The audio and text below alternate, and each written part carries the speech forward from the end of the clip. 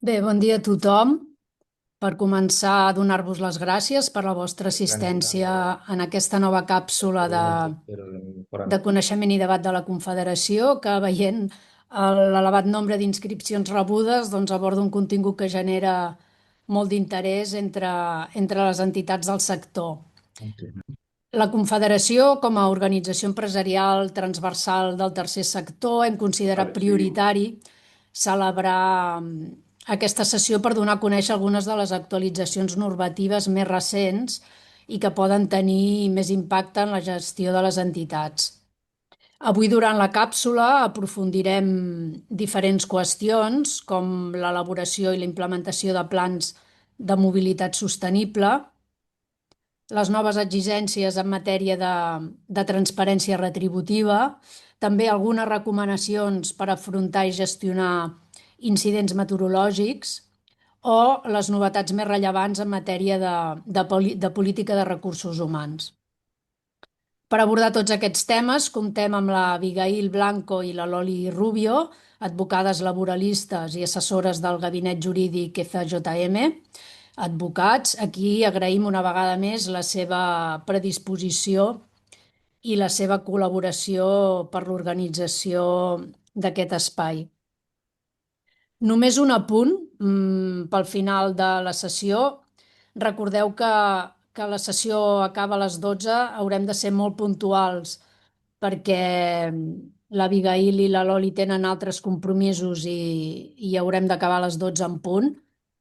Avui som més de 100 persones connectades i igualment deixarem un espai perquè pugueu fer consultes i preguntes. Us demanem, si us plau, que les preguntes siguin genèriques, que no entrem en casos molt concrets perquè si no ens allargaríem molt, que puguin ser d'utilitat per tothom.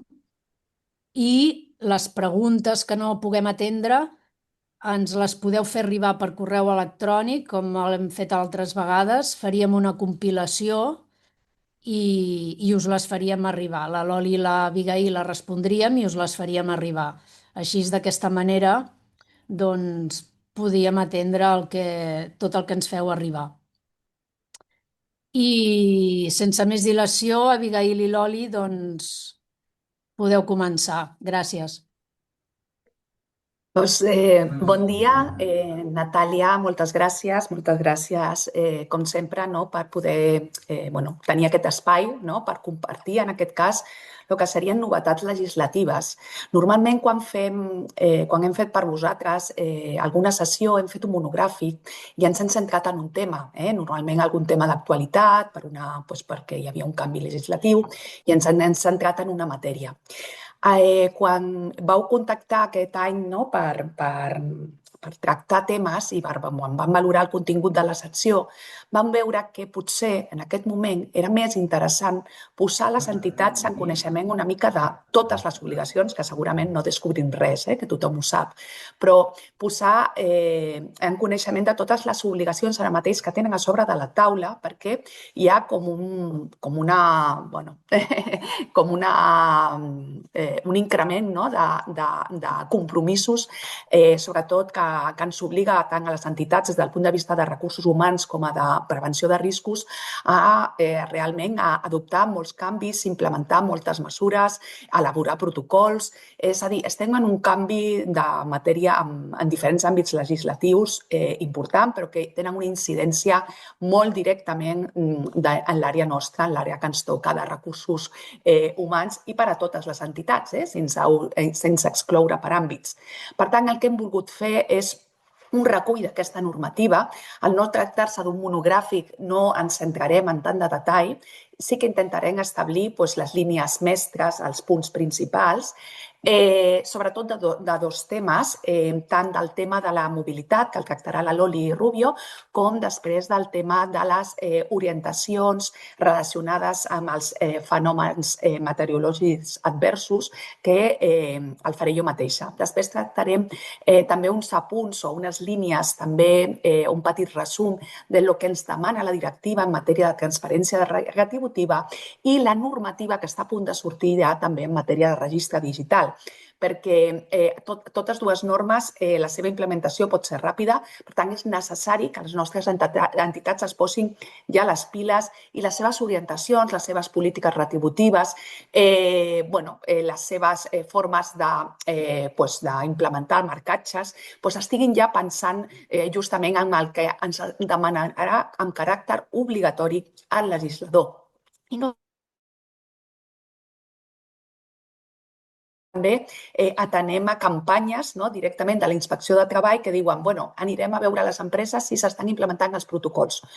Nosaltres el que volem amb aquestes sessions és fer-vos recordatori de les vostres obligacions, recordar-vos que via confederació, directament al despatx, que nosaltres acompanyem amb aquest procés d'implementació de totes aquestes mesures i que realment que hi ha molt camí per fer, però aquí posem una miqueta les línies generals. Entrem ja a tractar aquestes novetats legislatives parlant en primer lloc, perdoneu que vegi com es passa aquí, ara, parlant en primer lloc de la mobilitat sostenible i els plans de mobilitat sostenibles a la feina. Dono la paraula a la Loli Rubio. Loli, no sé si... Ara, bon dia a tothom. Bon dia a tothom. Un plaer tornar a estar en una sessió amb vosaltres, aquesta vegada amb unes novetats que realment són novetats, perquè són coses que en alguns casos no teníem, no? Per exemple, l'anterior sessió, que són molt novedoses, i per comentar-les amb vosaltres. Avi, crec que no s'ha passat, o jo no ho veig. Veieu vosaltres el segon slide? No, teniu la primera Sí, portada. no, segueix a la portada encara. Doncs a mi en pantalla em surt. Vaja. Si no, deixa de compartir, Abigail, i torna a compartir a veure si... Vale.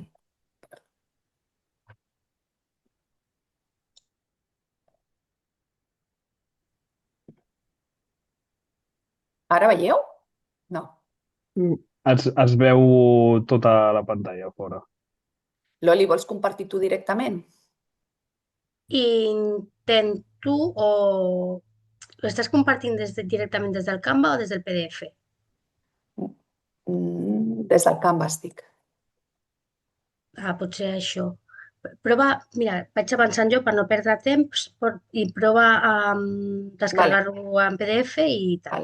Doncs, com us deia l'avi, el primer dels temes que volem tractar amb vosaltres era el tema de la mobilitat sostenible i els plans de mobilitat sostenibles a la feina. Això és una cosa que abans, com us deia, és una cosa molt novedosa perquè abans no existia ni es tenia previst això. Aleshores, això d'on ve? Doncs això ve una miqueta dels estàndards i de les directrius que s'estan donant des d'Europa i de manera internacional, i aquí ho hem regulat, s'ha regulat en tres normatives. Tenim regulat en tres normatives. Mira, ara ja està arribant aquí la presentació. Molt bé. Aquestes tres normatives, tenim una normativa estatal, que és la Llei 9/2025, de 3 de desembre, que parla sobre la mobilitat sostenible. Aquesta és una normativa estatal. Després també tenim una normativa autonòmica, que és el decret, el 132/2024, que, com veureu, el títol és un títol molt llarg, i que és pel qual s'aprova el Pla de Qualitat de l'Aire Horitzó 2027, el Pla d'Acció a curt termini per als alts nivells de contaminació de l'aire. Tot aquest títol, que és molt llarg, al final el que vol dir, el que pretén és que és una reducció de la contaminació. I, per últim, tenim un últim decret, el Reial Decret Llei, el 7/2026, que en aquest també veureu que el que diu és que per el que s'aprova el Plan Integral de Respuesta a la Crisi d'Oriente Medio, i direu, i això què té a veure amb els plans de mobilitat sostenible? Aquest últim el comentarem al final. Mireu, si passem de slide, què ens diu la llei 9/2025? La llei 2025 del decret també al català el que ens diu són els objectius que es pretenen amb la norma. I com us deia, aquests objectius són generalment objectius de sostenibilitat, de reducció de contaminants. Al final són una miqueta uns objectius com més ecològics, però que aquests objectius ecològics al final es traslladen a les empreses. Com us deia abans, aquests objectius estan marcats a l'Agenda 2030 i també a l'Acord de París del COP21. Què es pretén? Bueno, doncs el que us deia, una seguretat operativa i vial, cohesió territorial, digitalització, sostenibilitat, millora de qualitat de l'aire, com reduint els gasos d'efecte hivernacle, tant per a la salut de les persones i per al seu benestar, no? També fomentar la mobilitat, el transport. Bueno, tots aquests objectius, diguéssim, que es traslladen a les empreses i, per tant, es demana la implementació d'instruments de planificació en mobilitat per afrontar aquests punts anteriors, tant en empreses del sector públic com en empreses del sector privat. Després, com juguen aquestes dues normatives? Bueno, tenim la llei estatal és com a caràcter supletori de la normativa catalana, és a dir, primer tenim la normativa que aplica la normativa catalana, supletòriament en allò que no estigui regulat o que no sigui de disposició mínima de la llei estatal, aplicaríem la normativa catalana i supletòriament l'estatal. Quines obligacions per a les empreses estableix la llei 9/2025? Bé, doncs el que es deia, implementar sobretot el que més ens ha calat a tots, no? Si heu sentit alguna notícia sobre el tema, és els plans de mobilitat sostenible a la feina. Bé, que ha de tenir en compte els treballadors, però no només va dirigit a treballadors, sinó també s'ha de tenir en compte clients, proveïdors i visitants. És a dir, és com regular tots els moviments que es fan dintre de les activitats, diguéssim, econòmiques, no? Perquè a les empreses no només van treballadors, no? Sinó que també poden anar, doncs, el que dèiem, clients, proveïdors, visitants, etc. Aleshores, es pretén regular tot això i integrar-ho tot en aquests plans de mobilitat sostenible, com dèiem, a la feina. Què pretén també la normativa? Que n'hi hagi, per fer això, que n'hi hagi una cohesió en els plans municipals i autonòmics, perquè n'hi ha municipis, no? Si pensem en la típica, perquè hem de tenir en compte que aquestes lleis, que són lleis generals per tots els sectors d'activitat, doncs, també està pensant, per exemple, el polígon industrial que n'hi ha al municipi de Montornès de no sé on, que allà n'hi ha un polígon industrial i n'hi ha diverses naus industrials, diverses empreses fent la seva activitat, no? Doncs es pretén aquesta cohesió també entre de plans municipals i autonòmics, perquè al final no només les empreses intervinguin, sinó també els ajuntaments o fins i tot l'autonomia, per intentar fer que aquesta cohesió i estandarditzar. Per què han d'anar un autobús a aquests polígons industrials, un autobús per cada empresa, si al final pot anar un sol autobús? I també reduïm aquestes emissions, no? Les emissions. Per tant, també està aquesta cohesió en plans municipals i autonòmics. Quines solucions i mesures es proposen que es poden integrar o que es poden incloure en aquests plans de mobilitat sostenible a la feina quan es facin, no? Quan es defineixin? Bueno, doncs promoure el transport de baixes emissions, no? Cotxe elèctric, per exemple, foment de treball a distància, el teletreball, no? Redueix els moviments de persones que van i que venen, la mobilitat activa, com anar en bicicleta, no? Pues, fer fàcil que els treballadors, els clients, els proveïdors, no? I els visitants es puguin fer aquests desplaçaments en bicicletes, facilitar això. El transport col·lectiu o compartit, doncs també els autobusos o les típiques llançaderes que van des de l'estació de tren fins al polígon industrial on està aquella nau industrial, el car sharing, els cotxes compartits, i també facilitar eines de recàrrega. És a dir, si hem de fomentar el cotxe de baixes emissions, el cotxe elèctric, l'ús de cotxe elèctric, també disposar de punts de recàrrega perquè la gent pugui carregar, els treballadors puguin carregar i així puguin anar, puguin accedir, optar o decantar-se per un cotxe elèctric en comptes d'un cotxe de gasolina, de dièsel, el que sigui. També altres de les solucions que es poden proposar, que es poden incloure, Doncs entrega de targetes de transports amb exempció fiscal a l'IRPF. Com sabeu, la retribució flexible també és un incentiu de cara als treballadors que poden optar a aquestes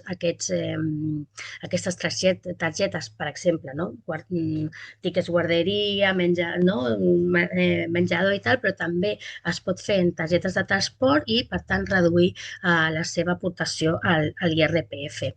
Altres mesures també s'inclouen mesures de sensibilització en seguretat vial i prevenció d'accidents. Sí, que això, que està molt bé, perquè que es facin aquestes sensibilització, cursos d'educació vial, el que sigui, però que dius, què té a veure amb la reducció de gasos? Com redueix això la contaminació?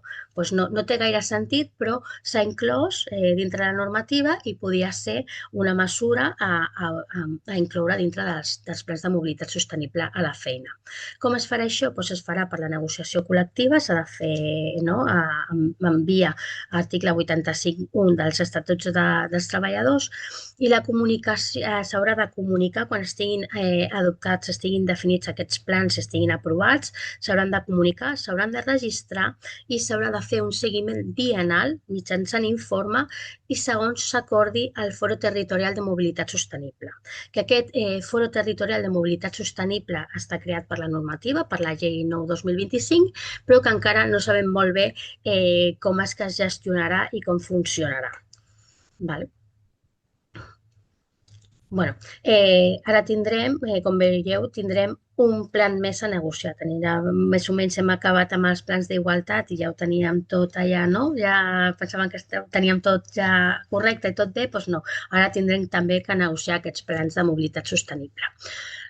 Quines obligacions estableix el decret, el decret català, diguéssim, la normativa catalana? Contemplar mesures de transports per a racionalitzar el desplaçament, reduint l'ús del vehicle particular en favor del transport sostenible i col·lectiu per a reduir la contaminació, més o menys ja el que ja us he explicat de regular la normativa estatal. També ha de contemplar el desplaçament de persones treballadores, proveïdores i clients i les visites relacionades amb l'activitat del centre de treball, mateix.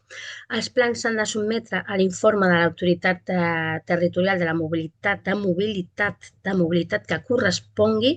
En aquest cas, el seguiment també serà biennal i mitjançant informe, i aquest he de fer el matís, l'aclariment, no l'autoritat de treball, sinó l'autoritat territorial de mobilitat, o sigui, seran els departaments, entenc, de territori, que són els que faran el seguiment o durant l'aprovació d'aquests plans. La normativa catalana no estableix règim sancionador, però la normativa estatal sí. Aleshores, com això he dit abans, com no està regulada en la normativa catalana, però sí que està regulada en la normativa estatal, serà d'aplicació les sancions previstes a la normativa estatal. També aquí no identifica com, diu que han de participar les persones treballadores, però no s'identifica com. No s'identifica com s'ha de negociar amb les persones treballadores o com han de participar. Doncs aquí us hem fet un règim comparat, diguéssim, com dels dos articles més importants de les dues normatives. Per una banda, l'article 26 de la Llei 9/2025 i per una altra l'article 12 del decret 132 del 2024. Mireu, la Llei 9/2025 diu que aquests plans seran obligatoris des del 5 de desembre del 2027 o si s'ha de començar a negociar algun conveni, ja els convenis que es comencin a negociar a partir del 5 de desembre del 2025 ja hauran d'incloure, diguéssim, negociació respecte a mobilitat sostenible a la feina. Per altra banda, en contra, a l'article 12 del decret 132/2024, l'obligació és des del 10 d'agost del 2025. Sobre l'entrada en vigor de la llei estatal, ara a continuació us farem una esmena sobre això que hem de tenir en compte i és molt important, però ho deixem pel final. Després, què es diu l'article 26 de la llei estatal? Que serà d'aplicació als centres de treball amb més de 200 persones o més de 100 persones per torn. És a dir, en aquelles, per exemple, és que crec que la normativa està com també molt enfocada, no? O ha pensat que, diguéssim, on hi ha més mobilitat són aquelles fàbriques, no? On hi ha molta afluència de, de treballadors que a més estan, diguéssim, a municipis o que estan fora de l'àrea metropolitana i que costa com més d'arribar i això és, diguéssim, jo crec que s'han vist que n'hi ha, diguéssim, el volum més gran de desplaçaments i on estan intentant reduir aquests desplaçaments. En canvi, el decret del català estableix que serà aplicable a centres de treball amb més de 500 persones, amb més de 250 persones per torn de treball. Val? Perdoneu, no es veu la presentació. No es veu? No, Maria, estoneta. disculpa, nosaltres la veiem bé, no Hola. sé si la resta... Sí, veig que la gent diu que sí. Sí, es veu bé. jo sí que la veig també.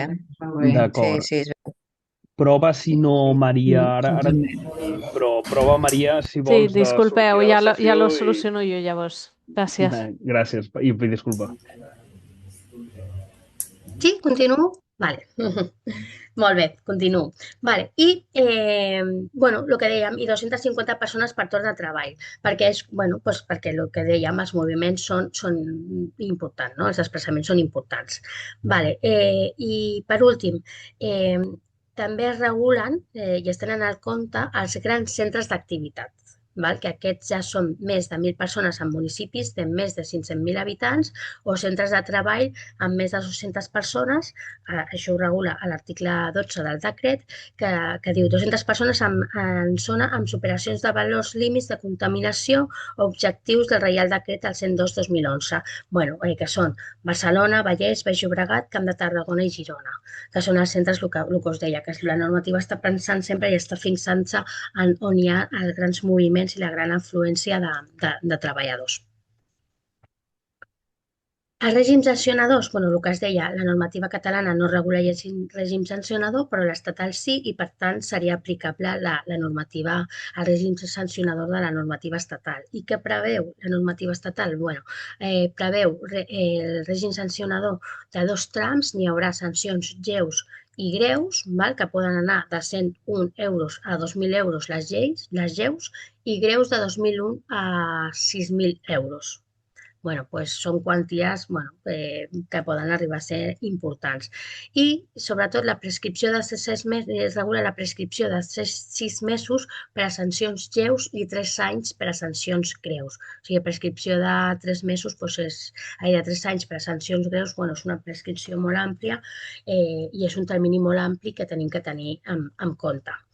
Altres qüestions que són importants sobre els plans de mobilitat sostenible a la feina, que es tindrà en consideració per la tramesa, revisió o modificació de permisos d'activitats, és a dir, per aquelles entitats que tinguin que demanar permisos d'activitats, doncs es tindrà en compte si s'han fet aquests plans de mobilitat sostenible a la feina. Es fomentaran clàusules verdes en la contractació pública, per tant també es tindrà en compte de cara a quan entitats tinguin que fer contractació pública o vulguin contractar, o l'administració pública també de cara a contractar amb entitats podrà incloure aquestes clàusules verdes en la contractació, de manera que, per exemple, surti una licitació, es tindrà en compte si l'empresa té aquests plans o si està fent els foments de mobilitat sostenible a la feina. Perquè això, com us deia, és una cosa com molt recent, però n'hi ha entitats que això ja ho tenen una miqueta previst o contemplat abans dels plans, abans de la normativa. Per exemple, a teletreball ja n'hi ha moltes entitats que tenen com molt interioritzat i regulat el teletreball, o n'hi ha empreses, fàbriques que ja tenen punts de recàrrega, vull dir, suposo que això ja es tindrà en compte també, perquè la normativa ho diu així i no sabem quina serà l'aplicació al final real, però que es poden incloure aquestes clàusules en la contractació.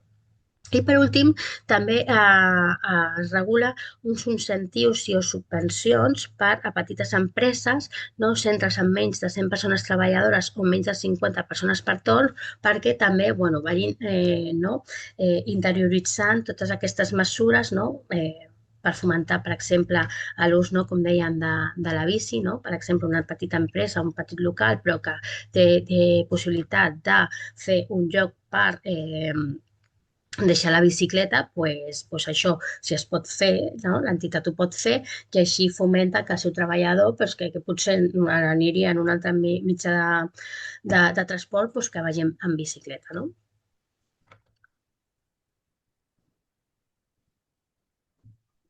I per últim, aquí ve la sorpresa. Aquest Reial Decret Llei 7/2026 de 20 de març, que com us deia abans, no, era per no reduir l'impacte del conflicte a l'Orient Mig. Què té a veure amb nosaltres? Bé, doncs que per un articulet ens fiquen un abans del termini d'entrada en vigor dels plans de mobilitat sostenible. Com veureu, l'article 63 redueix el termini per a les empreses de 24 mesos que estava establert a 12 mesos. Per tant, l'entrada en vigor no serà el 5 de desembre del 2027, sinó que serà el 5 de desembre del 2026, és a dir, en uns 9 mesos. Per tant, hauríem de començar ja a pensar què fem amb els plans de mobilitat sostenible perquè s'hauran de dissenyar i després tindran que començar a implantar. També regula l'article 64, diu retorn d'ajudes per incompliment. És a dir, que ens fica un afegit més, que és que les empreses beneficiàries d'ajudes directes d'aquest Reial Decret Llei que incompleixin l'obligació de tenir el plan de mobilitat hauran de retornar les subvencions rebudes.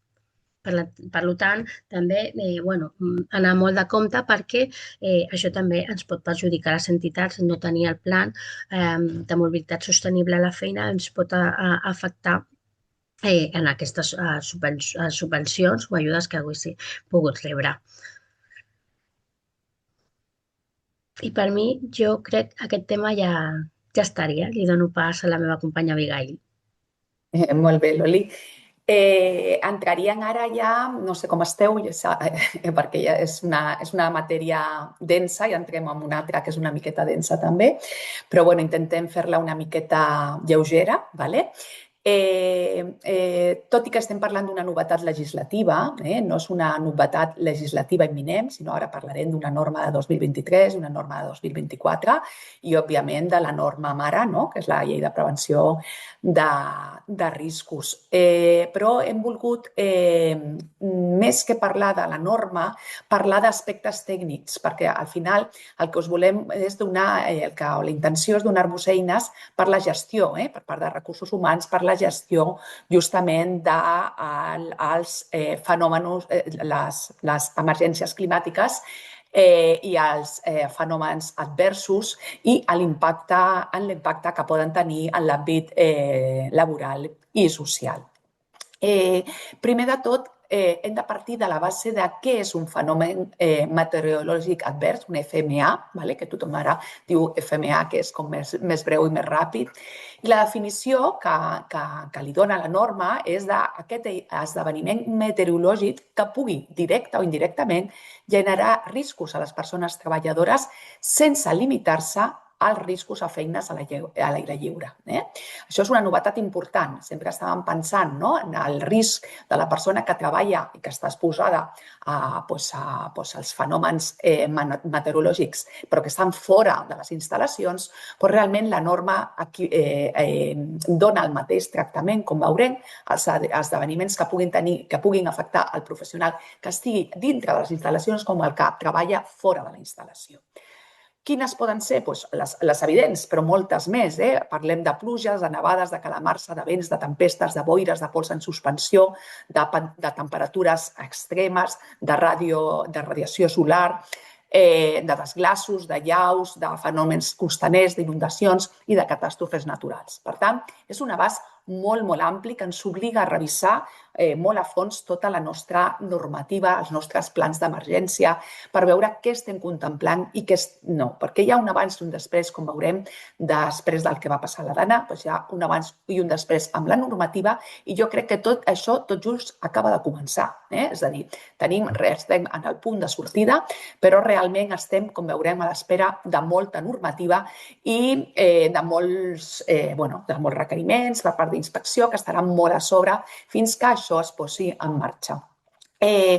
Les mesures veurem que tenen dos nivells, no? Estan pensades o hem de pensar-les en dos nivells, o bé per aquells riscos que ja són habituals en el desenvolupament quotidiani per part del treballador, és a dir, una persona que sempre treballa exposada a l'aire lliure, a la construcció, que per cert té molts bons plans d'emergència i els seus convenis estan molt ben desenvolupats en aquesta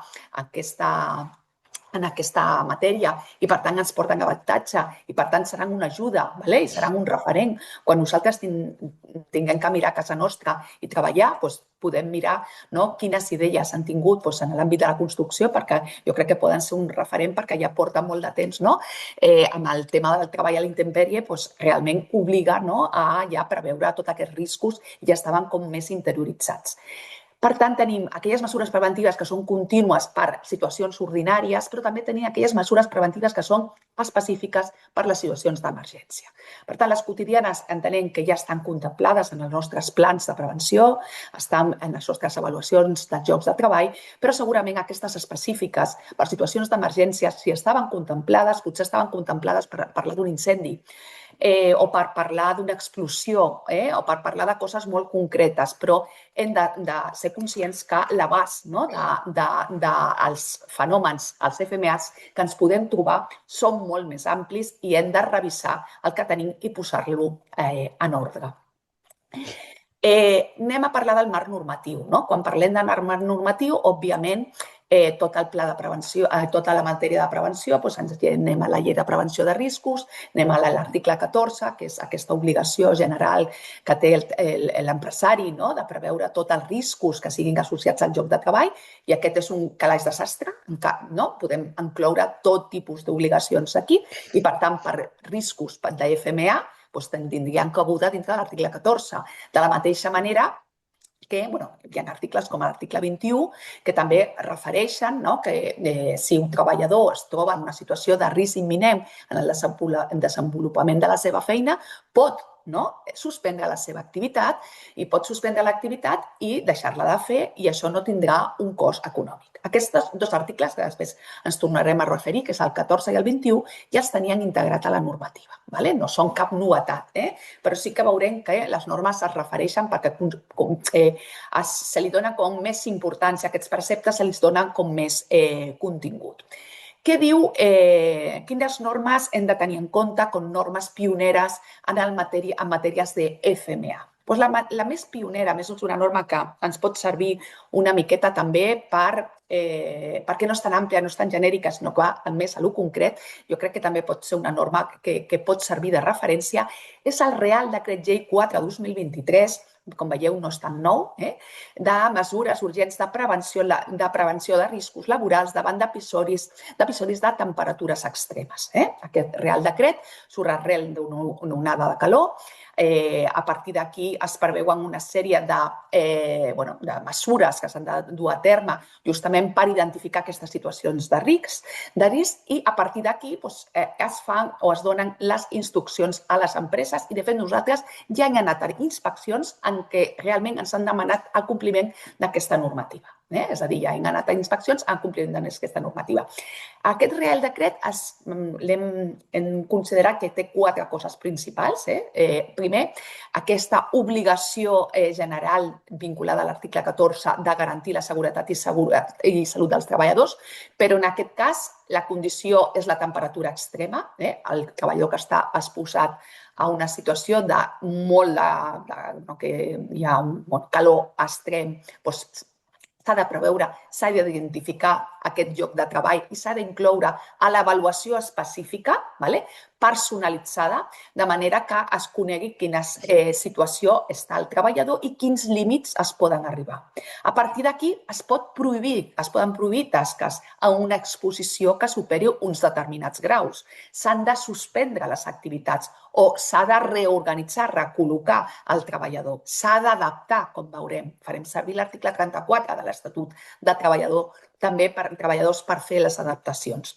I també ens parla, que després també ens referirem molt important a les alertes, aquesta obligació d'estar en constant comunicació, tenir un canal de comunicació amb els avisos per part de les institucions, quins avisos ens afecten a nosaltres per la nostra activitat, quin significat té l'avís taronja, quin significat té l'avís vermell, què he de fer com a empresa quan hi ha un avís vermell, què he de fer quan hi ha un avís taronja, com hem d'adaptar les condicions de treball, reducció, modificació de jornada, suspendre, és a dir, tot això ja es preveia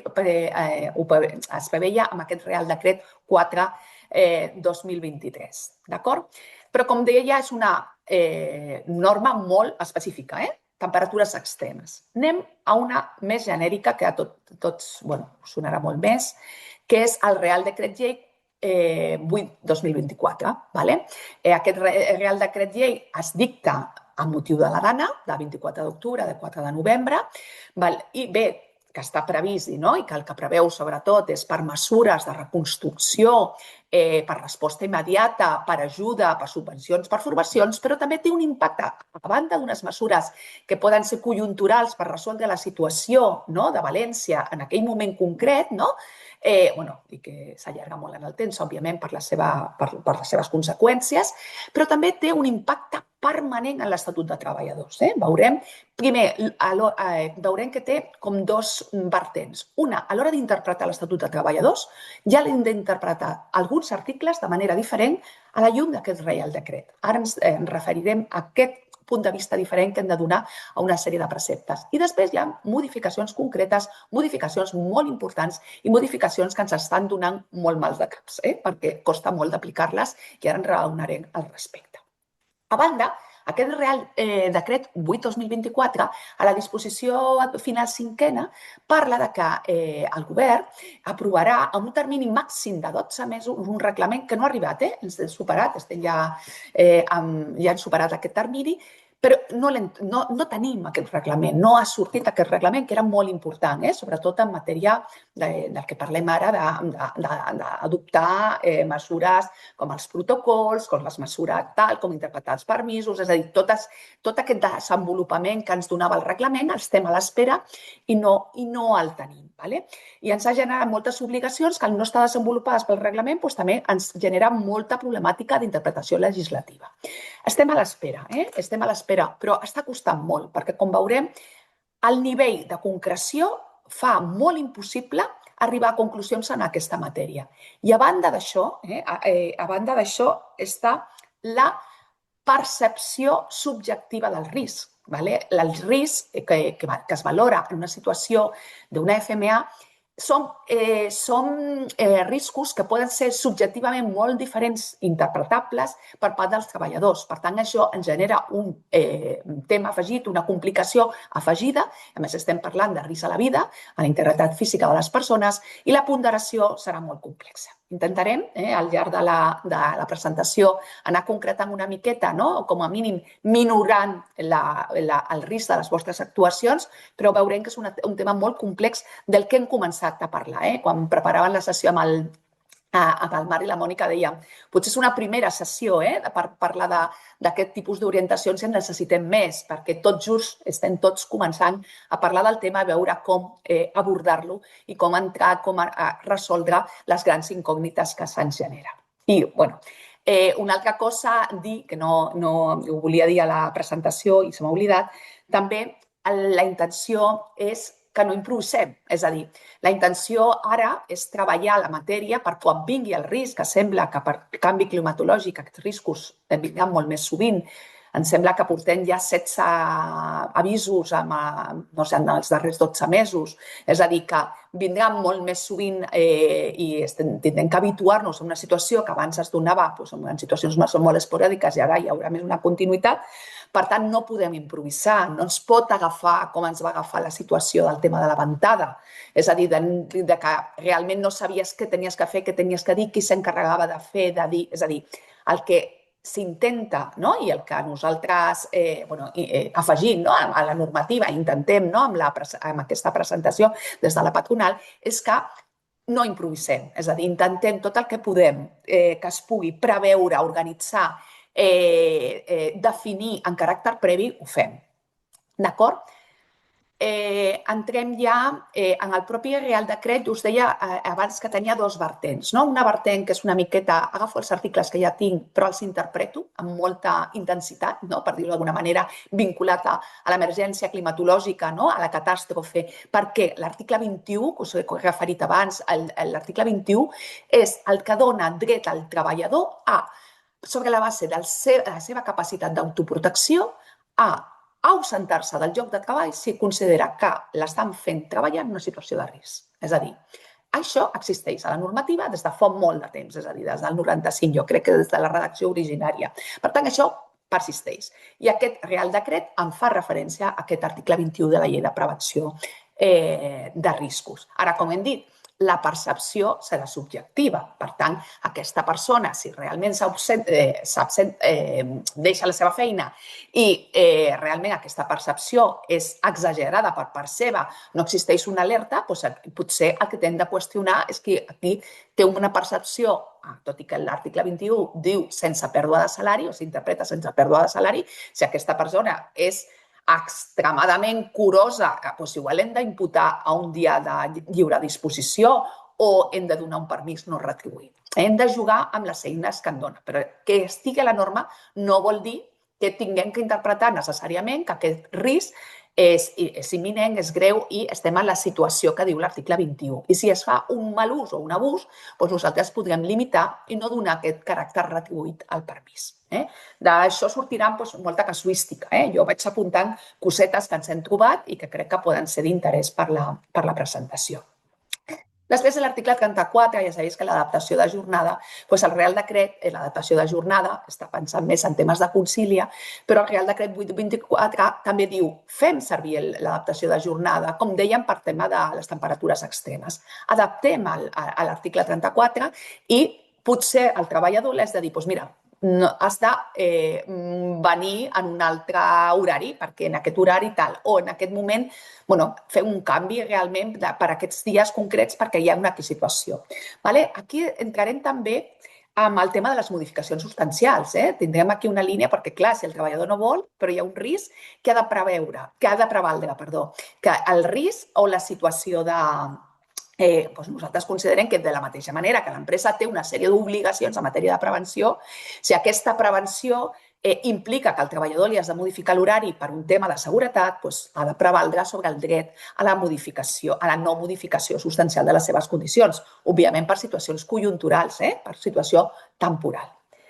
Després, aquí no m'estendré, però també aquest Real Decret en parla d'altres mesures orientades a afavorir la continuïtat. Estem parlant en context d'ANA i quines accions dintre de l'article 51 que està parlant de les situacions col·lectives, de solucions col·lectives en situacions d'una catàstrofe extrema. Però aquí ja no entrarem perquè entenc per sort que no estem parlant en genèric en les situacions que es donen amb més habitualitat. Què fa també l'article Real Decret 824? Crec que el que tots coneixem, que és aquesta modificació o incorporació en l'article 37.3G del permís dels 4 dies. Aquests permís dels 4 dies, que justament amb el tema de la ventada i tot això s'ha fet servir molt pels treballadors i l'hem discutit molt. En principi, el gaudiment d'aquests 4 dies està supeditat a que es doni quan el treballador no pot accedir al seu lloc de treball. Aquest no accés al lloc de treball ve determinat per una catàstrofe natural, ve determinat per un FMA, un fenomen meteorològic advers, o per una restricció de la mobilitat que ha estat establerta per l'autoritat. Podria no estar establerta per l'autoritat, però el treballador provar-la. Mira, és que ha caigut un pont i jo no puc sortir del meu domicili perquè he de passar per aquest pont i aquest és impossible passar. És a dir, ens podem trobar en situacions una miqueta més enllà del que està previst. La interpretació haurà de ser restrictiva, però haurà de ser acorda també a les alertes de protecció civil. Per tant, caldrà amb el protocol treballar molt tota aquesta matèria per veure, en funció de la nostra activitat, què fem davant de les alertes que ens donin segons el grau d'alerta en què estem i si hem de donar el permís o no hem de donar el permís. Per tant, sempre hem de fer un ús restrictiu. De fet, la norma, encara que no entenem que no està correctament ubicada, diu possibilitat de treball a distància ens inclou dintre del permís, però si està treballant no és un permís. És a dir, una mica rara aquesta referència que fa la norma aquí. És a dir, que diu, bueno, si tu prioritzes el treball a distància perquè és compatible amb el lloc de treball, doncs molt millor i no dones el permís. De la mateixa manera que si tu, per exemple, en les restriccions de mobilitat que van tenir pel problema de Renfe, que en aquest cas no era catàstrofe, però teníem un problema de Renfe. Doncs aquí el que nosaltres vam fer, algunes organitzacions, anem a canviar els horaris dels treballadors, o anem a dir, horari flexible, entreu més tard, sortiu més tard. És a dir, n'hi ha eines o hem de pensar eines, i tot això en el nostre protocol ho hem de treballar, de solucions davant de les diferents catàstrofes. El que no podem és improvisar i davant d'una situació que ens agafi tan desprevingut que no puguem trobar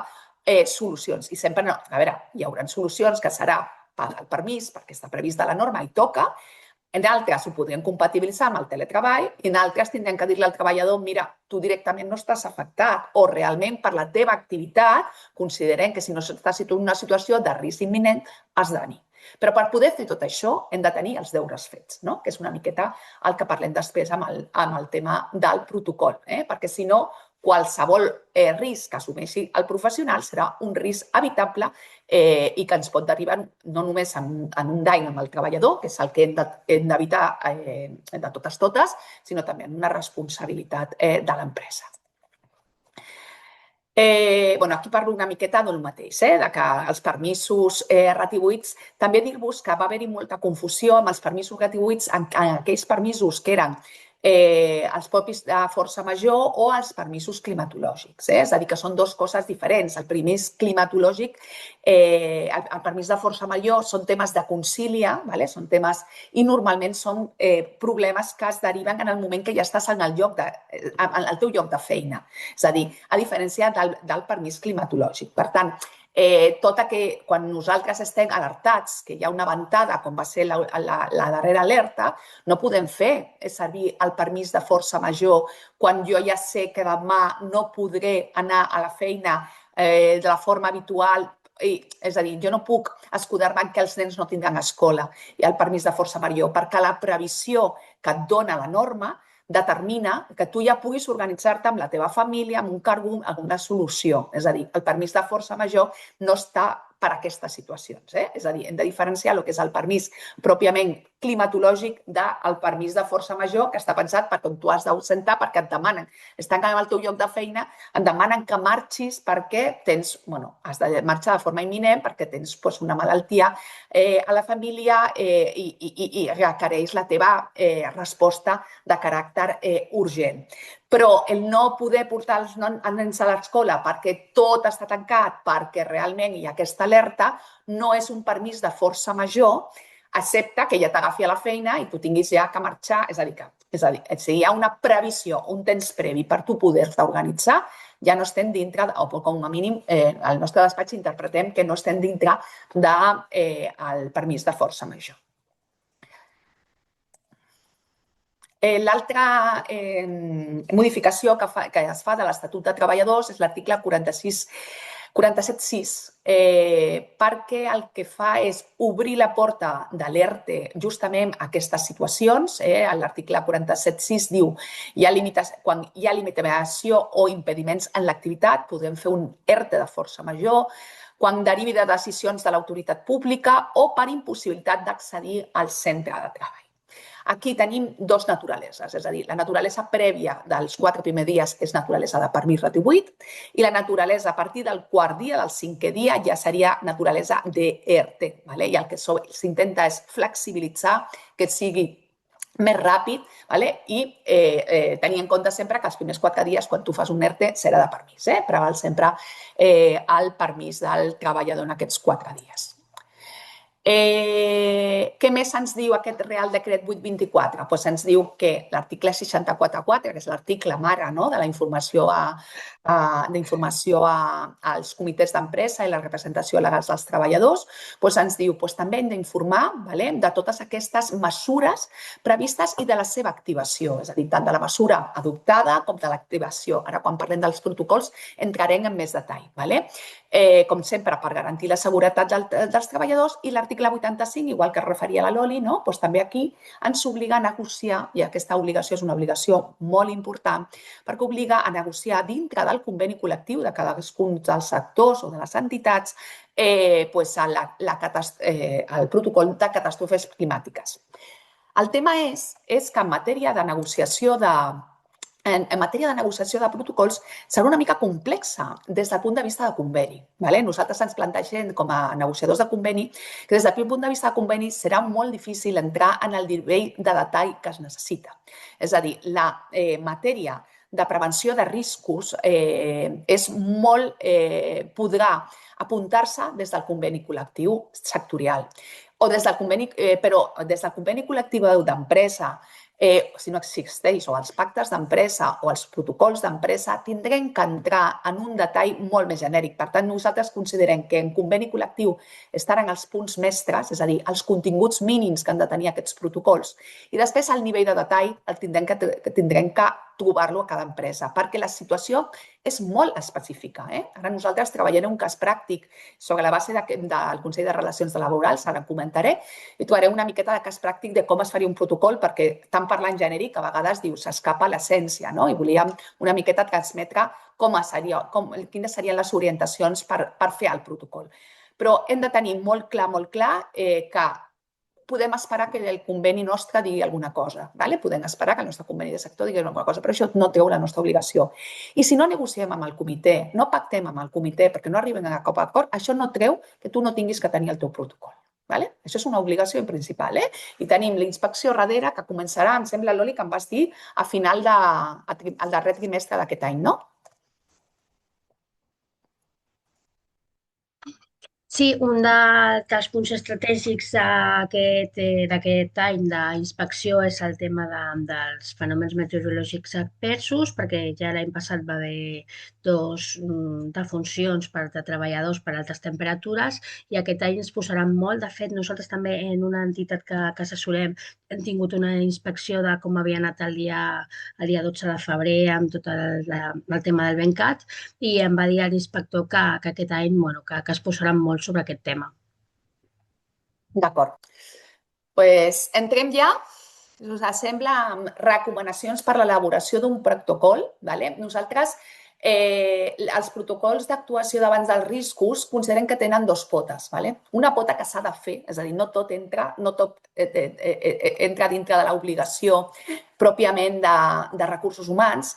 Jo crec que, no sé com ho teniu a les vostres organitzacions, si els serveis de prevenció els teniu, suposo que les més petites els tindreu externs i les més grans ho podeu tenir interioritzat. No sé com funcioneu en aquest sentit. Però prevenció de riscos té una funció principal i ens estem trobant a vegades amb problemes perquè el canvi de tasques de prevenció de riscos recau cada cop més funcions amb aquests professionals. I per exemple, en incapacitat permanent, que crec que vam fer amb vosaltres també una sessió del tema de la incapacitat permanent que ja no extingueix, que hem d'adaptar el lloc de treball, tot això també recau en el professional de prevenció de riscos. Tot el tema de l'elaboració d'aquest protocol recau amb el professional de prevenció amb recursos humans. Òbviament, aquí és una simbiosi, necessitem que hi hagi una cooperació màxima entre aquestes dues àrees professionals. Però, clar, estem demanant molt més del que demanaven, és a dir, estem demanant més obligacions, per tant,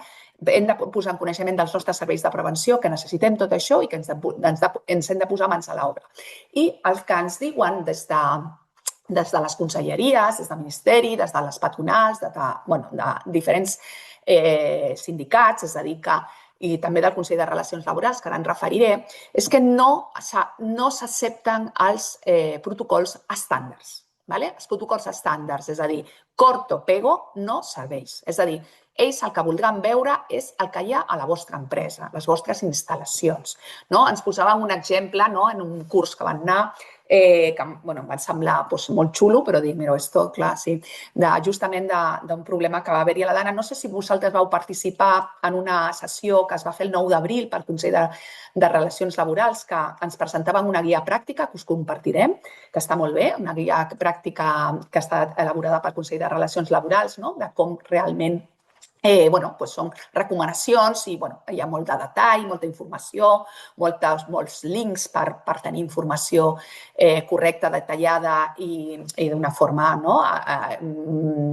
molt al moment concret, és a dir, d'aquella immediata, és a dir, per realment treballar molt bé els vostres protocols, i que està molt bé i us compartirem tot el PowerPoint, no el nostre, òbviament, però el del Consell de Relacions Laborals també, li passarem al Marc i a la Mònica perquè us comparteixin si no els teniu. Però, al final, ara m'he perdut el que volia dir. La qüestió és que no ens deixen... Sí, parlava de l'exemple d'una empresa. Ens van posar l'exemple d'IKEA, d'un IKEA que s'havia de fer allà a València en una determinada zona. I es veu que va estar molts mesos buscant zona perquè el que volia és que, en comptes de tenir soterrani, fer un pis a dalt, és a dir, que realment el garatge quedés, o el pàrquing quedés a dalt de tot. Aquest centre ha estat refugi de moltíssimes famílies, és a dir, aquest centre IKEA ha estat, primer, no va patir cap mort, encara que estava dintre del que era la zona d'afectació de la Dana. I després, al tenir el soterrani a dalt, que és una mica estrany, quan vas a un centre comercial et trobes al soterrani, al pàrquing a dalt, a més de salvar-se tota la gent, perquè clar, no hi havia gent al soterrani, després ha estat un espai que s'ha fet servir aquesta recuperació per la gent sense família i a més. Òbviament, quan hi ha una previsió d'una gran empresa d'instal·lacions, hem de preveure tot això, hem de preveure en una situació, clar, la majoria de les empreses ja les tenim constituïdes, fetes i ja tenim les instal·lacions, però i això no ho podem fer, però sí que fa una miqueta pensar de dir, potser en comptes de tenir el pis de sota arran dels baixos, ho tinc a un primer pis, que no tinc tant de risc amb les inundacions, també si potser és una zona inundable o que està propera a la riada, és a dir, ens obliga a prendre decisions, no ara perquè canviem tots de domicilis als nostres centres de treball, però que pensem que estem més exposats i, per tant, que hem de tenir en compte totes aquestes coses que jo crec que pensàvem poc, és a dir, que pensàvem poc en aquests temes. Pensàvem més en que quedés maco, en que més accessible, que es veiés més, també hem de pensar en tot això. Entro ja, que si no, no acabaré mai, a la guia de relacions laborals, aquesta guia pràctica que va ser presentada el 9 d'abril, que com us deia us la compartirem, és una eina molt útil per protegir les persones treballadores, minimitzar els riscos i garantir la continuïtat de l'activitat en el cas hi hagi hagut una catàstrofe, una situació, un FMA, aquestes possibilitats de com fer aquesta recuperació. Els dos eixos principals, tot va relacionat amb protecció civil. Veureu que les referències són contínues a protecció civil i a la informació que ve de protecció civil.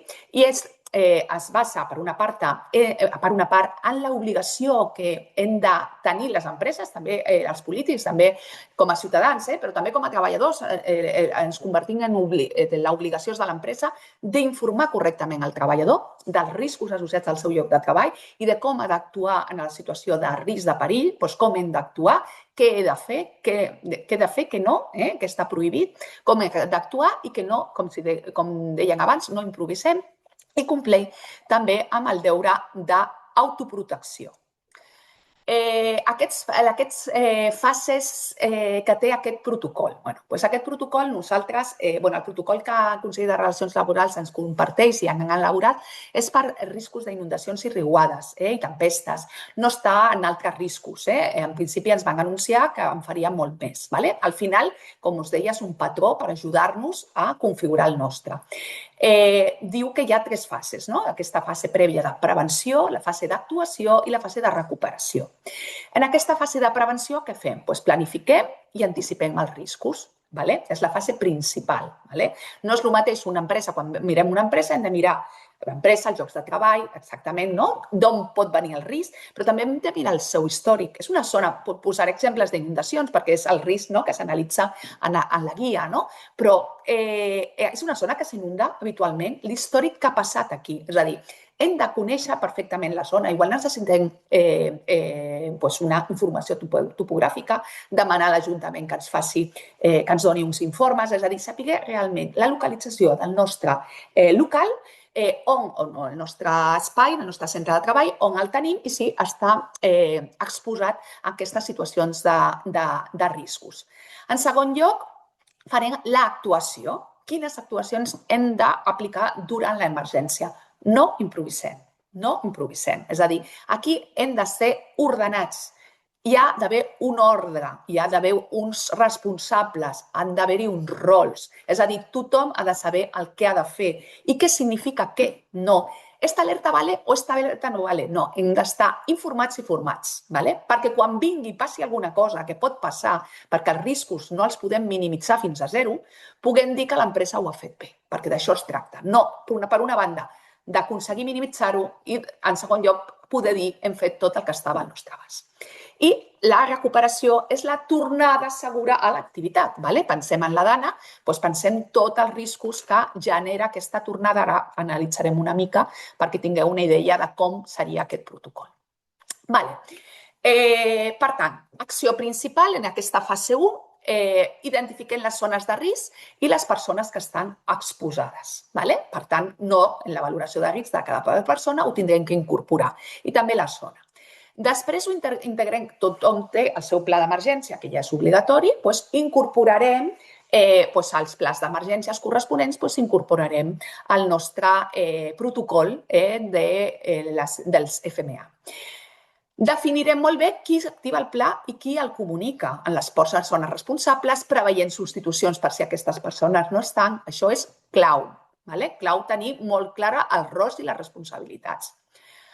Els canals d'alerta d'informació. No tots els canals d'alerta d'informació són igual de segurs. És a dir, hem de decidir amb què ens informarem, a on ens dirigirem, qui ens mana, quina és l'alerta de protecció civil i com la interpreta. I com es comunica la plantilla. Tenim un WhatsApp, tenim mails. Què passa si es va la llum? Que també hem vist un tema d'apagada. Què passaria? Com ens comunicaríem en aquest cas? És a dir, que hem de pensar moltes coses. Formació i simulacres periòdics. També molt important. Això ens ho demanaran, la inspecció. Què passa? Un simulacre. Si hi ha un incendi, com actuem? Això ho tenim més interioritzat. Però hi ha una inundació. Què hem de fer? Cadascú què ha de fer? Sembla que no, però realment això ens prepara per aquestes situacions futures.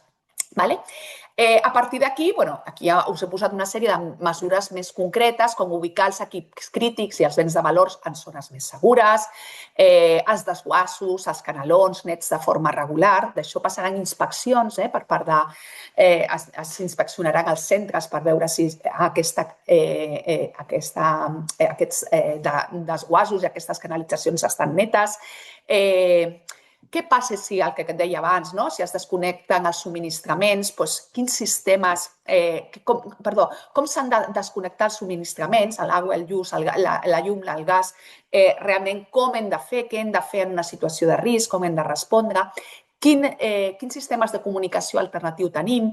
A vegades, mira, una ràdio a piles ha salvat vides, tenir sistemes a piles, tenir bateries que siguin OSAIs, que ens donin solucions, és a dir, tot això forma part d'aquest protocol. així com barreres físiques, en aquest cas d'inundacions, perquè estem parlant d'inundacions i sobretot riuades. També hem de conèixer les fases, no? I el nostre pla d'alerta ha d'anar en relació al que ens digui protecció civil. D'aquí veiem que la protecció civil fa servir uns colors, groc, taronja i vermell. En aquesta fase de prealerta és una fase d'informem els responsables perquè estiguin avisats i revisin que tot està en ordre.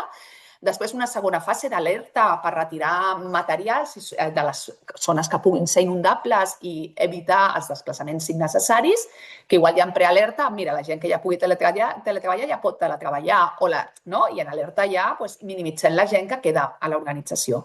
I en situació ja d'emergència és quan aturem mobilitat, excepte els serveis que ens considerin essencials. Confinament en zones segures i a vegades la decisió que s'ha de prendre és no ens movem d'aquí però pugem al tercer pis. És a dir, tot això ho hem de preveure.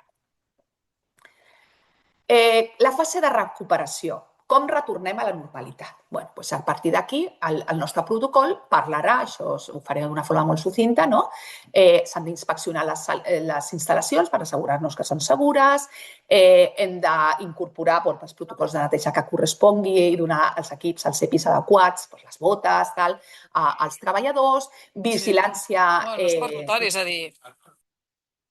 Vigilància de la salut s'haurà de també fer aquest recolzament a les persones especialment sensibles, advertir si hi ha riscos psicosocials perquè s'ha pogut patir una tragèdia, òbviament, una situació en què les persones han patit por i davant d'aquesta situació de risc, a fer-los l'acompanyament corresponent. A banda, també es poden derivar riscos biològics, elèctrics, danys estructurals, riscos químics.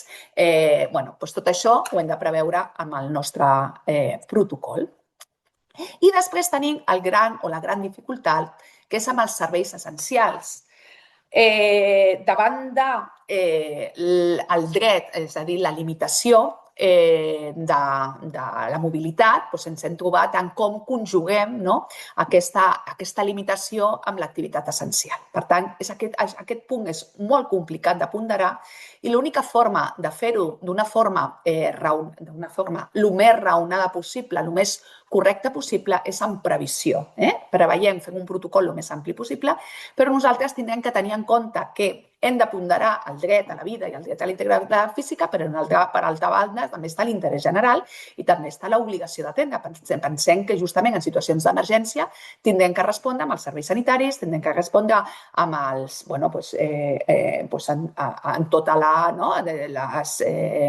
tot el desplegament de funcionaris públics en matèria de seguretat, en matèria de salut i, per tant, les policies, els bombers, tot aquest desplegament. Si totes aquestes persones apliquessin el criteri de no mobilitat, realment no estaríem unes per ajudar els altres. Això és obvi, no? A part d'aquí hem de ponderar. I la forma de ponderar és molt complexa.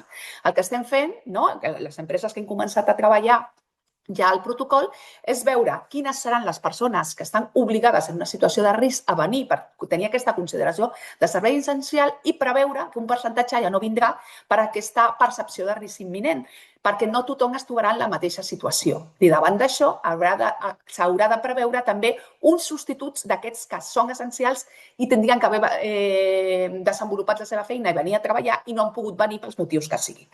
Per tant, és una complexitat enorme que ens obliga a totes les empreses a seure molt, a escoltar molt i a preveure molt, però que són drets essencials tant de la ciutadania com del treballador. Per tant, s'han de ponderar tots i trobar solucions que siguin el més equànimes possibles. Per tant, no hem d'oblidar mai aquest dret, a més del treballador individualment, que parlaven de l'article 21, de la possibilitat realment de suspendre la seva obligació de treballar si realment té aquesta sensació de risc imminent, encara que sigui personal essencial. Per tant, nosaltres, com a mínim en hospitals que hem començat a treballar això, amb les àrees que es consideren serveis essencials, que es consideren de primera línia i que han de funcionar, òbviament, perquè han d'estar obertes els hospitals, han d'estar obertes les urgències, òbviament han d'estar realment en primera línia tots els professionals que són necessaris, però hem de tenir també un conjunt de professionals que igual no serien imprescindibles, però esperant o en previsió de que puguin fallar-nos professionals que són cridats per activitat essencial.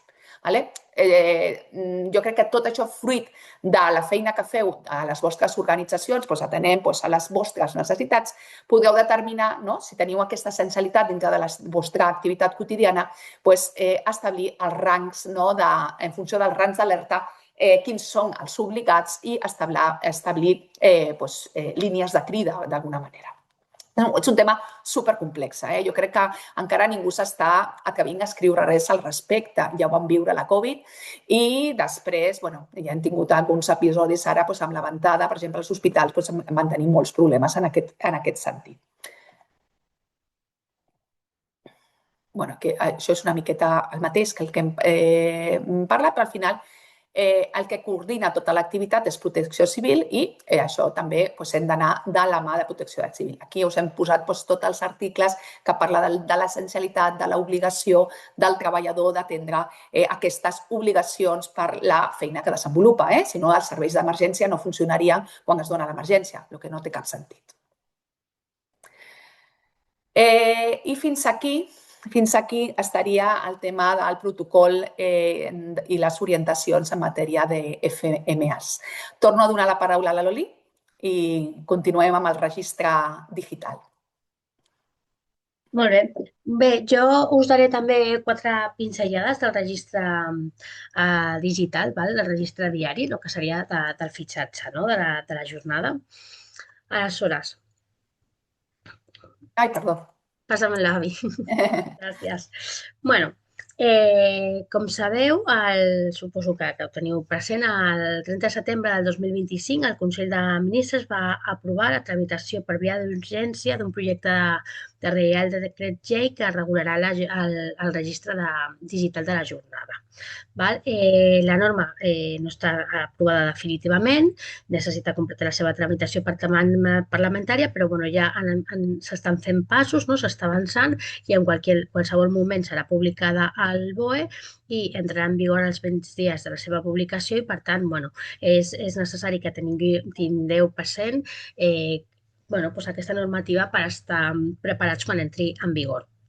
Quin objectiu tindrà la nova regulació del registre de la jornada? Bé, com us deia, això sí que no és una regulació que es creï des de una obligació que es creï des de zero, com ara que tenim això, el molt nou, el que estava comentant ara l'AVI, dels fenòmens climatològics adversos i que ens tenen que posar a fer protocols, ni tampoc els plans de mobilitat, que també és una cosa que ens ha sortit de cop i volta, sinó que això ja és una cosa que ja venia com gestant-se des de l'any 2019, amb inspecció, que va estar actuant, va fer moltes actuacions per trobar quan s'estaven fent hores extres si no es declaraven, no es cotitzaven, etc. I amb tot això que s'ha anat gestant des del 2019, quin és l'objectiu principal? Aportar seguretat jurídica i eficàcia al sistema, perquè era una cosa que no teníem. Què s'introduirà amb aquest projecte de llei? Doncs inclou un sistema digital obligatori, és a dir, ja això d'anar amb el paper, per fitxar en paper ja no es podrà fer. S'han, diguéssim, inclosos aquells criteris de jurisprudència i exigències que havia estat fent la Inspecció de Treball, que eren criteris que ells tenien però que no estaven recollits normativament, i s'han inclòs ara, i el que es pretén és garantir la fiabilitat i l'accés als registres. Voy. No passa res.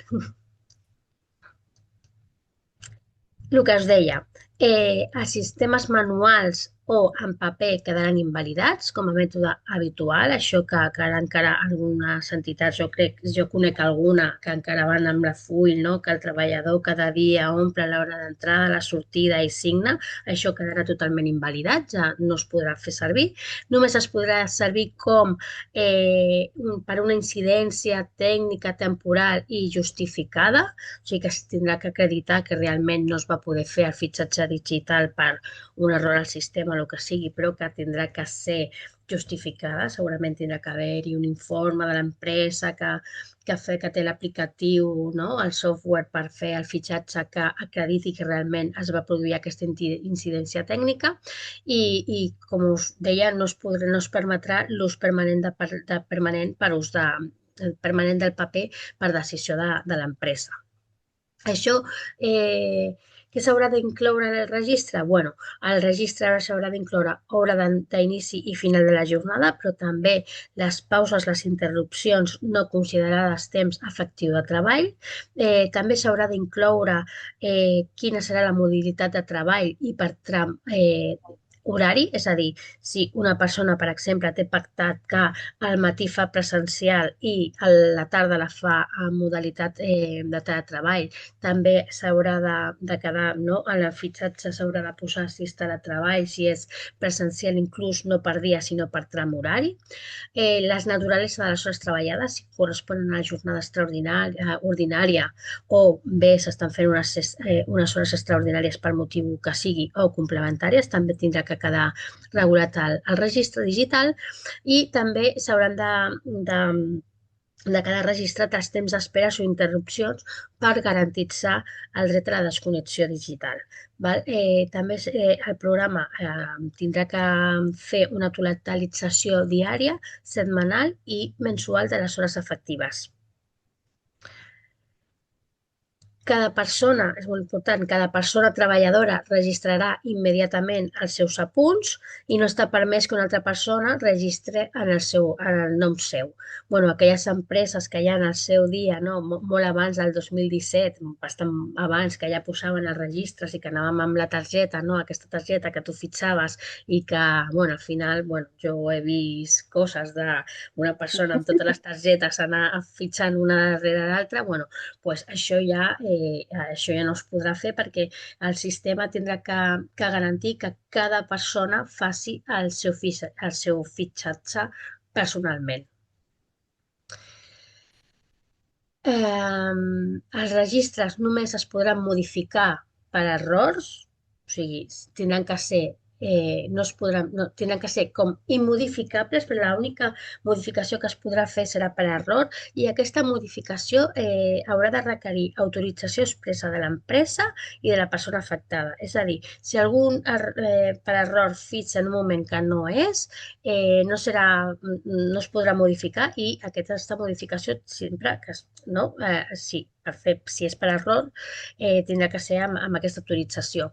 El sistema també haurà de garantir la traçabilitat, és a dir, les dades originals, la modificació, si, com he dit, per un error puntual es fa alguna modificació i la data del canvi. Tot això que pretén garantir que no n'hi hagi alteracions dels registres horaris. Bueno, sempre, no?, feta la llei, feta la trampa i sempre es va intentant, no?, salvar aquestes coses i el que es deia, abans tu agafaves la tarja i una persona fitxava per 10 companys, doncs amb això el que s'intenta és, primer, que aquestes coses no passin i segon, també que les entitats i les empreses, perquè alguna pot, suposo que Inspecció s'ha trobat moltes coses, intentar modificar els registres dels treballadors. Què passa? Que abans, o el que tenim normalment, no?, fins ara, no?, bueno, ja n'hi ha empreses que dediquen a això, que ja estan, no?, adaptant els seus sistemes a el que es preveu que serà la nova normativa, però que passa normalment, no?, de moment el que tenim ara majoritàriament són gestions del fitxatge, que tu fitxes però que quan vas a consultar t'ho transporta a un Excel, no? I amb un Excel tu pots alterar fàcilment, vull dir, i és el que pretén la norma, que no es faci. També el que es pretén és que tant el treballador com la representació legal dels treballadors com Inspecció de Treball pugui consultar els seus registres al moment, in situ. És a dir, que el treballador pugui accedir a la seva plataforma i veure quan ha fitxat, quan no ha fitxat, o quines hores porta, si, com dèiem, ja hem dit quines són hores ordinàries, extres o complementàries, o fins i tot si ha fet teletreball o no, doncs que el treballador pugui consultar al moment entrant al seu aplicatiu, amb el seu codi, el que estigui, com estigui fet el programa. També la RLT. La RLT per les seves funcions de control, per controlar si es fan hores extres, si es paguen, si es cotitzen, tot això, doncs la RLT també podrà accedir al moment quan ella vulgui per veure aquests controls horaris.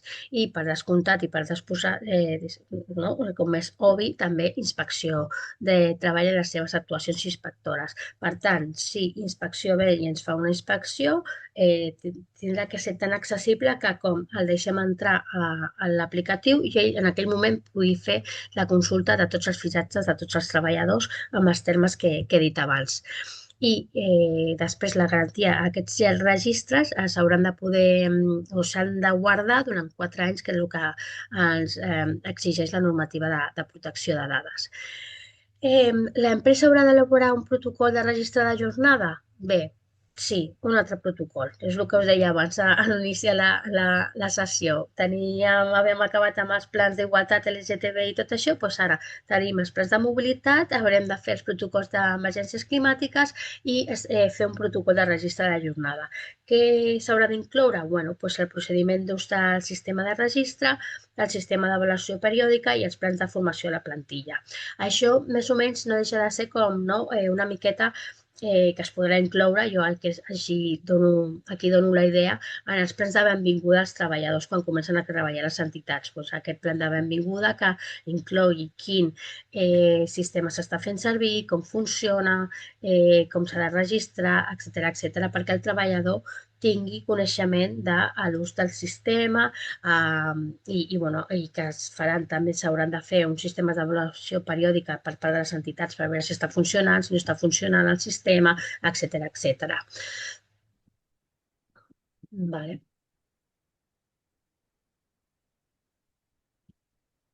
Ja està. Sí, i per què us hem volgut donar aquesta, diguéssim, breu explicació dels registres que segurament ja teniu present?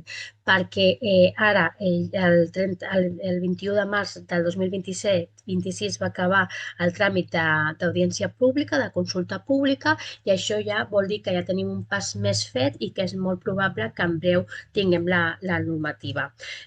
Com us deia abans, en el cas d'aprovar-se, entraria en vigor els 20 dies següents a la publicació, amb la qual cosa ja hem d'anar pensant o buscant aquells software, aquelles entitats que ens donen aquest sistema de registre de jornada que estigui adaptat a la normativa i que entenc que les entitats ja, les empreses que es dediquen a això ja estan començant a fer els seus softwares i les seves propostes. Com us dèiem, què es persegueix amb tot això? Bueno, doncs reduir el frau en l'accés de jornada per millorar la salut laboral i impulsar la productivitat i la competitivitat. Al final això, per lo que ve i perquè es vol fer és per les hores extres que s'estaven fent sense declarar, sense cotitzar i sense pagar en moltes ocasions. En alguns sectors, sobretot, es va haver campanyes molt grans d'inspecció en el sector de l'hostaleria, que són més es feien, i també, bueno, per garantir la desconnexió digital, que és un dels últims modificacions de l'Estatut dels Treballadors, on també es preveu aquesta desconnexió del treball. I, com us deia, per també garantir la interoperabilitat immediata entre inspecció de treball i aquests sistemes de fitxatge, perquè inspecció en qualsevol moment pugui accedir i pugui veure i pugui controlar que realment s'està fent la jornada o s'està cotitzant, s'està computant com correspon.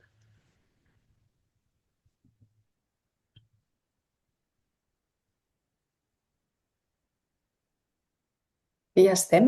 Sí, més o menys estaríem perquè anem justos de temps i això una miqueta era un resum de lo que ja us he dit. Loli, jo volia afegir aquí que nosaltres hem tingut moltes inspeccions, però des d'un punt de vista de que afloren amb els registres de jornada moltes hores que són hores extraordinàries, o els treballadors diuen que són hores extraordinàries, però no estan autoritzades per l'empresa. És a dir, que el treballador queda més temps a l'organització, a vegades per treballar i a vegades és per organització seva. És a dir, jo no dic, però al final hi ha com un descontrol i ens afloren moltíssimes hores que no són hores que l'empresa tindria com autoritzades. Per tant, la nostra recomanació quan es fa aquest protocol, també per les finalitats que diu la norma, però també jo crec que estaria molt bé instaurar un sistema d'autorització de les hores extraordinàries, de manera que si un treballador decideix quedar-se perquè té una obligació de continuar la seva jornada, perquè realment hi ha una responsabilitat, com a mínim aquestes hores hagin de ser validades per al seu superior perquè siguin incorporades Automàticos. siguin incorporades com a hores realment, és a dir, que estigui previst amb el protocol resoldre aquest tema com a incidència si no hi ha una autorització prèvia, perquè si no ens enfloren moltes hores i és un descontrol. I també s'han de preveure aquestes situacions que moltes vegades ens passa de que els professionals venen a les instal·lacions de l'empresa abans per un tema dels transports. És a dir, aprofito el transport públic però em porta a aquesta hora i estic mitja hora abans. Si no tenen una possibilitat de treballar de forma flexible, començar abans la jornada i sortir, el que farà és que afloraran molts més minuts, que al final això seran hores extraordinàries. I jo crec que el pas següent serà l'automatisme d'aquestes hores, convertir-les en hores extraordinàries. És a dir, que crec que tota aquesta digitalització ens portarà a això. Per tant, és important també veure en aquest protocol si a casa vostra es donen aquestes situacions per veure quin circuit podem posar per limitar que ens aflorin hores extres que no corresponen a l'activitat productiva. Volia fer aquest apunt perquè m'he trobat en 2 inspeccions justament en aquest tema i hem implementat sistemes d'aquest tipus. Si ens queda una miqueta encara de capacitat de concentrar-nos, entrem en la transparència retributiva. Transparència retributiva només volem donar 4 idees, és una miqueta més llarga la presentació, però com ja la tindreu ja la veureu amb més detall. Aquesta directiva, sabeu que anem una miqueta a remolque de tot el que diu el TJUE, de tot el que diuen les directives i anem una mica boixos perquè hi ha un problema entre la normativa nacional, ara ho hem vist en les sentències aquestes dels contractes fixos i demés, que ara no venen al cas, però la qüestió és que anem una miqueta a remolc i aquesta norma de transparència retributiva, aquesta directiva, la 2023-970, que tenim termini per transposar, sabeu que l'hem d'interioritzar per part del legislador nacional, ha de dictar una norma nacional que incorpori la directiva abans de 6 de juny de 2026. No se l'espera, s'està començant a parlar, però no se l'espera que es compleixin aquests terminis. Però ja sabeu també que existeix l'efecte directe de les directives. Per tant, nosaltres com a mínim ens ha de sonar i la nostra política retributiva ha d'anar en aquesta línia per intentar que quan arribi la norma estar el més preparats possible. I dono unes poquetes idees al respecte. La directiva, igual que la nostra normativa d'igualtat, el que vol és la igualtat entre homes i dones, igual treball, igual valor, i implementar mesures justament per garantir aquesta transparència i mecanismes que permetin aquest compliment efectiu. S'estableix per a les empreses una obligació d'establir sempre criteris neutres a l'hora d'establir les competències, les responsabilitats, les condicions de treball, per assegurar la igualtat. S'estableix també en aquesta normativa uns drets de les persones que ens sol·liciten ocupació i un dels drets és que no li pots demanar que ens expliqui o que ens informi del seu històric retributiu, és a dir, aquesta és una informació privada del candidat que no has de tenir coneixement, com a empresa que està fent aquesta selecció, aquesta informació no la pots demanar i que jo crec que ja no es demanava, que jo ja des de la protecció de dades ja no es demanava, però en qualsevol cas que ho tingueu en compte i el que sí que s'ha de donar a aquest treballador ha de saber la seva retribució inicial o ha de saber com a mínim la banda salarial on quedarà ell dintre del seu grup professional, la seva banda salarial, és a dir, conèixer abans de la seva contractació quines seran les condicions econòmiques. A més, els treballadors dintre d'una organització, ja siguin de nova contractació o tots els treballadors, han de tenir coneixement del seu nivell retributiu i també dels nivells retributius mitjans, desglossats per sexe i per grups de treball idèntic. Una mica hem de tenir no el salari d'una determinada persona en concret, però sí per grups professionals ha d'estar. Els que apliqueu conveni, doncs ja està, això ja està claríssim, però després ens trobem, sobretot en comandaments, que això queda fora, o que hi ha conceptes complements. Tindrem que tenir una política retributiva que s'ajusti, que agrupi i que també implicarà ordenar les empreses, perquè a vegades comencem a mirar i dius, ostres, els criteris han estat diferents perquè les persones que han implementat aquestes polítiques retributives han estat diferents i, per tant, realment no casa una cosa amb l'altra. Hem de començar a unificar i homogenitzar perquè després, quan tinguem que informar-les, puguem dir que tothom està a una mateixa banda, tothom, depenent de les responsabilitats, depenent de les competències, depenent de les condicions, estan en una banda amb una altra, es compleix amb un complement amb una altra, és a dir, hem de començar a ordenar casa nostra en aquest sentit. Si no estan ordenades. La obligació d'informació sobre la bretxa salarial. La directiva incideix molt en aquest tema. Les empreses en una plantilla ha de ser com més treballadors. Nosaltres ja tenim les nostres obligacions en matèria d'igualtat. Us estic dient les obligacions ràpidament que diu la directiva. Estableix l'obligació de donar informació de caràcter periòdic i accessible sobre la bretxa salarial existent a l'organització. Depenent lo gran que sigui l'organització, tindrà que donar la informació més periòdicament o més ajornadament. Es persegueix com a objectiu conscienciar a les treballadores, és a dir, fer visible l'existència de les possibles desigualtats i la promoció d'accions que tinguin aquest caràcter correctiu. Importantíssim de la directiva, i això ens farà molt de mal en els judicis, és la reparació íntegra. Ara, a vegades tenim més por amb els judicis o més preocupació per les indemnitzacions de danys i perjudicis i danys morals que acumulen a l'acció d'acomiadament que no a la improcedència directament. I aquí encara jo crec que la directiva encara dona més elements per engrossar realment aquesta indemnització i parla que la indemnització no té límits, qualsevol treballador perjudicat tindrà dret a que sigui integrat, que se li sigui reintegrat en la seva totalitat els danys i perjudicis soferts. La recuperació serà, com deien, la recuperació íntegra per als endarreriments salarials, les primes, etc. Tot el rescabalament de pèrdua d'oportunitat i danys morals soferts, que aquest pot donar molt de joc, sobretot als advocats de la part social, i el pagament dels interessos de mora que siguin aplicables. I estan molt en contra tota la directiva de l'aplicació de límits màxims. És a dir, és una reparació íntegra i està molt en contra del que nosaltres posem a la nostra normativa, no per indemnitzacions d'aquest tipus, però altres indemnitzacions. Con el límite de... Això a la directiva no li agrada i el TJUE ja ens ho està dient a molts temes, ens està posant de manifest que hem d'anar per la reintegració íntegra.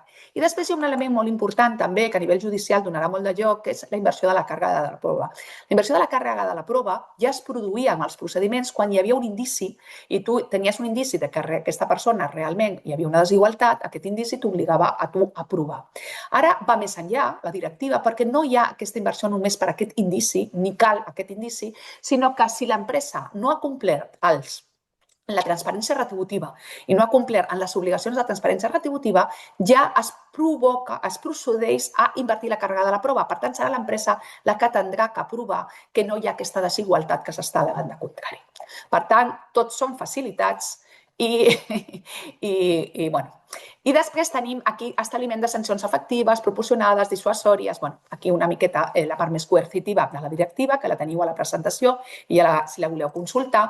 I finalment us hem fet aquí una comparativa entre la directiva i el Real Decret, la normativa actual que teníem. La directiva, en principi, preveu totes aquestes coses i normativament hi ha algunes coses que les teníem i altres que les tenien només en part. I això determina que està només en part determinar que quan la directiva ja sigui d'aplicació o estigui transposada ens podem obligar. Però cal ja començar, sobretot en tema de política retributiva, a homogenitzar, perquè és el que ens ajudarà més. Jo crec que això s'ha fet molta cosa en l'auditoria retributiva, amb els plans d'igualtat, amb el registre retributiu, tot això jo crec que hem avançat molt a totes les empreses, però que continuem amb aquesta línia. I per part nostra, no sé quina hora és, són les 11:36, podrien entrar en el bloc jurisprudencial per fer uns apunts, Marc, et sembla? Sí, endavant, Abigail. I ara abordem les preguntes.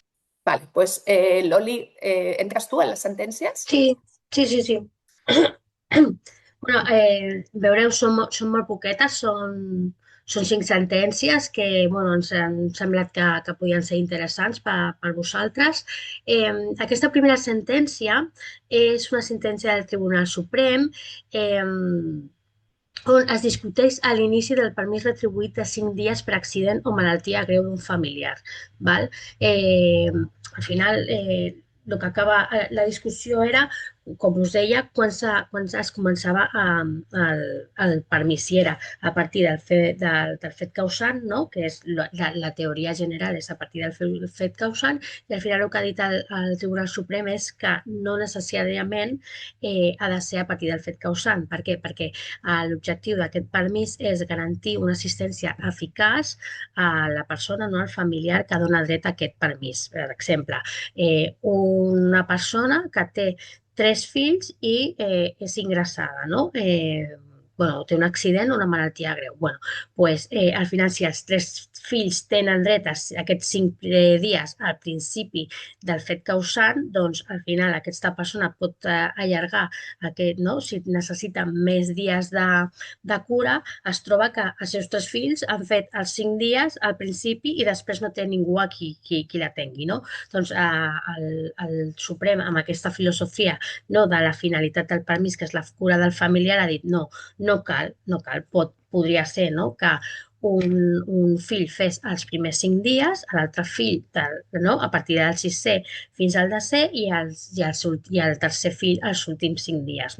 D'aquesta manera es garantitza la cura d'aquest familiar, sempre i quan es mantingui la necessitat de cura del permís. Però que té tota la lògica del món, el que ha dit el Suprem, però ara ja tenim una sentència que ho diu i per tant hem d'aplicar aquest criteri. La següent sentència, Avi, passes? Ai, perdona. No passa res. Estava ensimismada. És sobre el tema dels delegats de prevenció. En aquest cas era un delegat de prevenció que no era membre del comitè d'empresa i que reclamava les hores sindicals per fer la seva activitat de delegat de prevenció, i l'empresa li va denegar. Aleshores, aquí el TGJ del País Basc ha dit que aquest treballador, el Melchor, té dret a aquestes hores sindicals, hores sindicals per fer la seva tasca, perquè primer l'empresa perquè no té aquelles hores que ja té els altres membres del comitè d'empresa, perquè ell no és membre del comitè d'empresa, però és que, a més, l'empresa el va acceptar com a delegat sindical. I si accepta que aquest delegat sindical, que no és membre del comitè d'empresa, sigui delegat sindical, ha de tenir les seves hores per fer les seves funcions, perquè si no, no podria fer-les.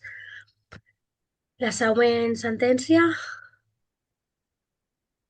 Aquesta creiem que també és interessant perquè interpreta l'article 53.1b del conveni col·lectiu del marc estatal de serveis d'atenció a les persones dependientes i de desarrollo de la promoció de l'autonomia personal, que és un conveni que vosaltres, moltes de les vostres entitats, apliquen, i que aquí el que ve a dir és que aquells dies de lliure disposició que estan regulats en aquest conveni no es poden demanar tots, per exemple, un exemple, no es podrien demanar tots a principi d'any, sinó que es poden demanar conforme es vagin meritant i que serien, diguéssim, com per trimestres. És a dir, tu, treballador, no pots demanar els 4 dies de lliure disposició al gener, podries demanar un al primer trimestre, un altre al segon trimestre, un altre al tercer trimestre, o bé tots al final.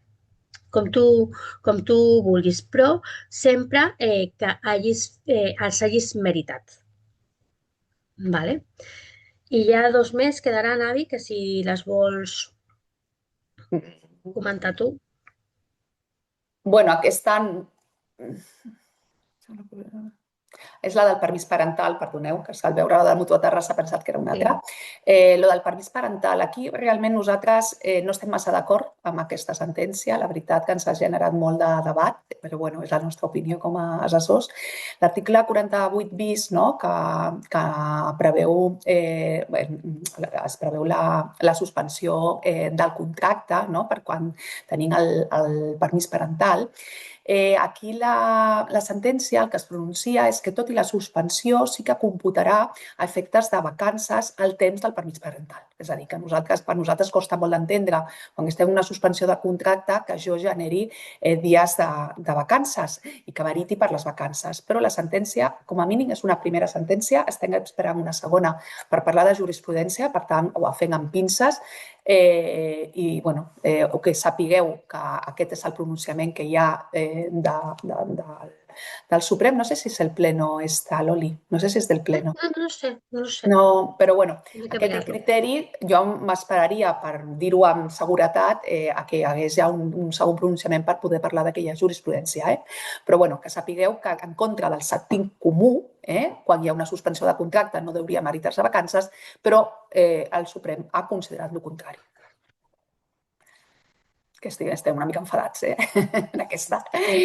Vale. I la següent era el tema de menjador. Loli, tu el recordes? Sí. Aquesta és una sentència, també s'aplica a entitats que vosaltres, molts de vosaltres apliqueu aquests convenis, i és la formació obligatòria que s'ha de donar al personal fix de continu, és a dir, aquells monitors, sobretot, no?, el més habitual, monitors de menjador, que són treballadors fixos discontinus. Si la formació obligatòria que els has de fer s'ha de fer si es pot fer en dies no lectius dels centres escolars. Val? I el Suprem, en aquesta sentència de 18 de febrer, el que ha dit és que sí, que una cosa és que tu tinguis unes hores lectives o el que sigui, però que encara que tinguis un període d'inactivitat escolar, es podria fer aquesta formació. És a dir, en aquells dies que no n'hi ha activitat escolar, tu podries impartir aquella formació que és obligatòria als monitors de menjador.